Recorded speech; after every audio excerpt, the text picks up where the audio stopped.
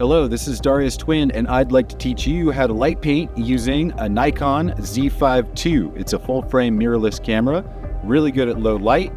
I'll go over different light painting conditions such as blue hour, moonlight, and starry skies. You will need a tripod, a light source, and a wireless remote to trigger the shutter on your camera. So stay tuned and I'll go over all the different tricks and tips to get you light painting in no time. If I was just getting here during blue hour, the sun had already set 30 minutes ago, and I'm still setting up my shop because this is just dark enough for you to start light painting. You'll initially want to start with a very high f-stop and a very low ISO. So those settings could look something like f16 and ISO 50. Now, if it is getting darker and darker, you may want to adjust your f-stop to reflect the ambient light in the environment. So you might bump it down to f13 and maybe ISO 100 or ISO 160 or even 400 as the light dissipates. The other thing you're going to want to do is set your camera to manual mode.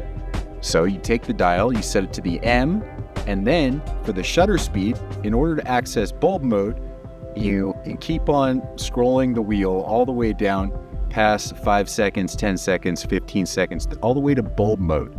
And then once you're on bulb mode, you can use a wireless remote to trigger the shutter to open and then trigger the shutter to close.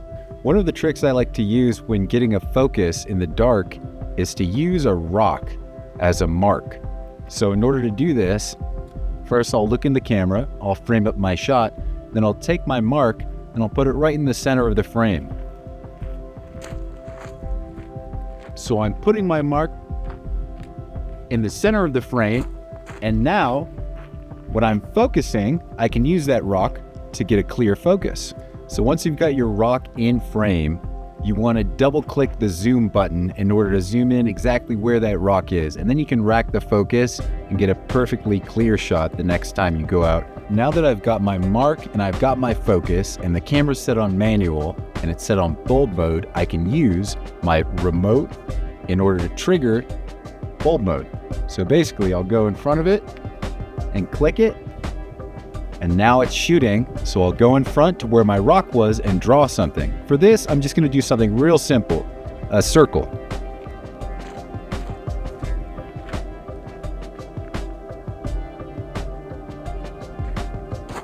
And then once I'm done, I hit the shutter and that's my shot.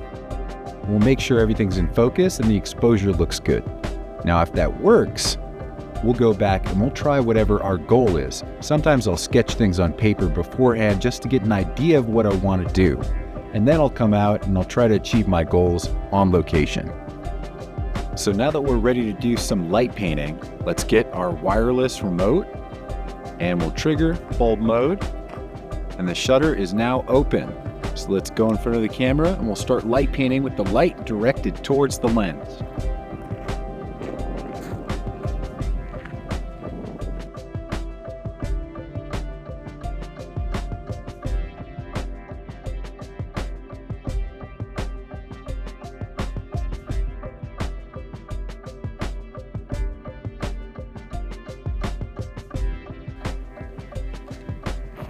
And then, after we're done with our light painting, we take our wireless remote and we trigger the end of the exposure.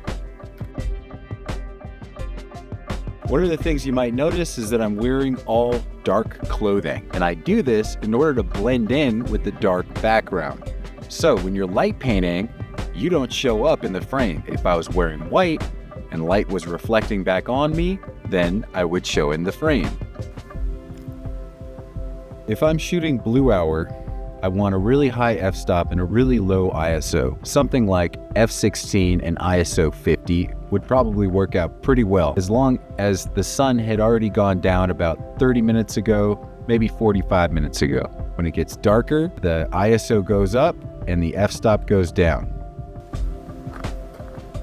So for a moonlight light painting, you're gonna need your f-stop to be around 5.6 to about f8. And that is generally for a full moon. You're going to want your ISO to be somewhere around 160 to 400. This is for crescent moon all the way up till full moon. If I was capturing under starlight and I wanted to see the Milky Way in my shot, my ISO would be way up to about 1250 to 4000.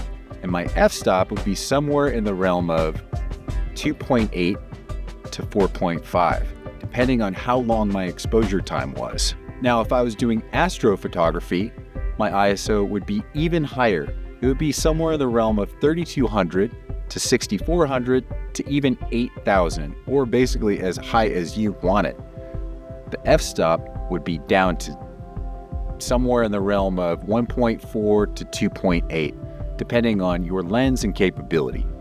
I personally like using the 14 to 24 millimeter f2.8 as well as the 24 to 70 millimeter 2.8 Nikon lenses. One of the cool features about this camera is the Starlight View mode. You can select it in the menu settings, and what it does is it really brightens up even the darkest environments. So you don't need much light in order to see and focus on what you're doing. You can also zoom in on a star itself and get a very tack-sharp focus. Overall, the Z5II is a great full-frame mirrorless camera from Nikon. It works great in low light, and the light painting turns out wonderful. So here are some different examples that I've captured using this camera, and I'd encourage others to consider it when they're looking for a full-frame camera.